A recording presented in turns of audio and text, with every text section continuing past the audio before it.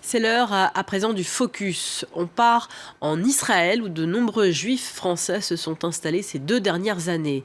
Cet acte d'aller vivre en terre promise s'appelle l'Aliyah. Les autorités israéliennes mettent beaucoup de moyens pour que cette installation se passe bien, mais l'intégration n'est pas toujours facile, comme vous allez le voir dans le reportage de Cyril Payen. C'est jour de fête en plein cœur de Jérusalem.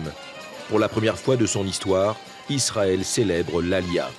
Des centaines de candidats à la terre promise se réunissent ce soir-là pour célébrer ensemble la réussite et le succès de leur voyage initiatique. Que du positif. Que du positif.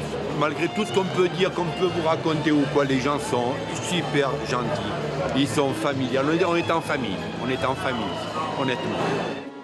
Hommage vibrant à l'immigration en Israël, fresque historique, tout est prêt pour l'arrivée du chef du gouvernement israélien en personne, venu marquer le premier jour national de l'Aliyah.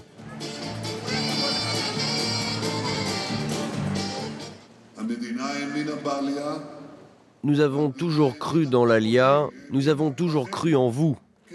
L'État d'Israël croit en l'immigration. Venez, vous êtes chez vous en Israël. Venez améliorer vos vies dans ce pays fort et à qui l'avenir sourit. La dernière grande vague d'Aliyah date de ces 2 dernières années et elle est française, phénomène désormais bien documenté. Ce qu'il est moins, et presque tabou ici, c'est quand le voyage se passe mal. Oren connaît bien cette situation, ce jeune volontaire vient en aide aux Français en difficulté.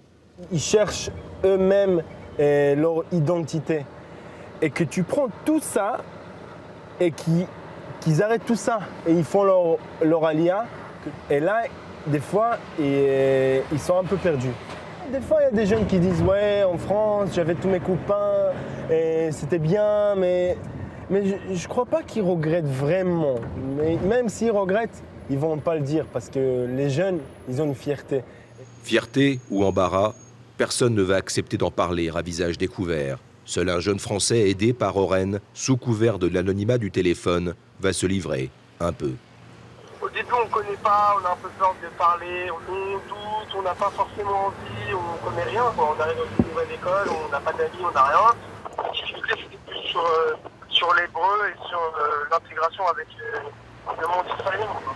Écoute, l'Aliyah, c'est quelque chose de compliqué. Alors, il y a beaucoup de doutes. Et il y a beaucoup qui reviennent à leur nostalgie. Mais ça, c'est quelque chose de normal quand tu fais un changement si grand dans ta vie. Tu cherches qu'est-ce qu'était le comfort zone. Tu cherches l'endroit que tu avais une assurance. Même à l'agence juive, l'organe d'État en charge de l'Aliyah, on commence à reconnaître un certain essoufflement. Nous remarquons une baisse assez importante dans les chiffres de l'Aliyah française. Nous n'avons pas encore tenté de l'expliquer parce que nous faisons le bilan en fin d'année seulement.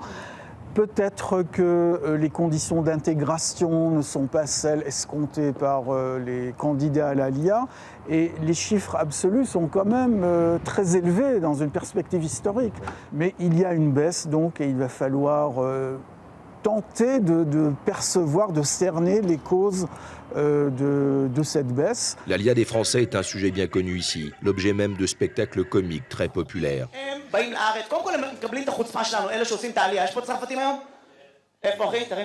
Ce ton un peu moqueur de ce comédien israélien ne choque pas pour autant ces 2 Français, les seuls à accepter d'évoquer leur expérience. Il faut s'adapter aussi au pays et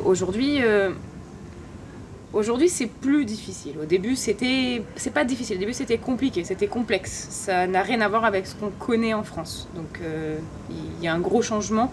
Et c'est pas aux Israéliens de s'habituer à ce changement, c'est à nous de s'adapter à eux. C'est pas l'inverse. Donc, au début, ça c'est assez compliqué. Et je suis désolée de le dire, surtout quand on est français. Que l'immigration des Français, elle est aussi difficile en raison d'une espèce d'idéalisation du rêve israélien faite par beaucoup de juifs français, qui bien entendu, devant la réalité de l'immigration, qui est difficile, se retrouvent devant des réalités qu'ils ont du mal à absorber. Oui, beaucoup de gens ont cette idée de vivre en Israël comme être en vacances, alors que c'est pas ça. Ils se disent que c'est la terre promise, qu'ils vont tout trouver comme ils veulent, et c'est une mauvaise raison d'Aliyah, parce que ce n'est pas vrai. Ce n'est pas forcément plus facile en Israël. Et surtout penser à se dire on fait son alia pour les bonnes raisons. 15 000 Français ont fait déjà leur alia ces 2 dernières années. Selon les estimations officielles, 5% d'entre eux seraient déjà repartis. Le chiffre serait plus proche de 20%, d'après les associations caritatives.